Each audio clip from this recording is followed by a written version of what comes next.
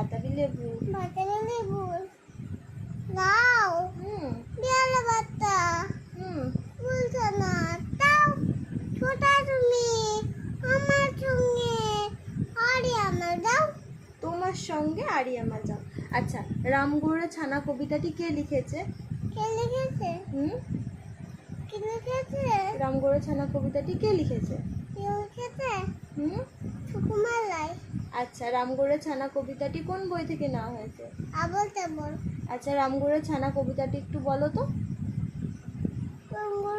মুখ ওরকম করে না বাবা, রামগরুড়ে ছানা থেকে বলো। রামগরুড়ে ছানা। আচ্ছা, জানা মানা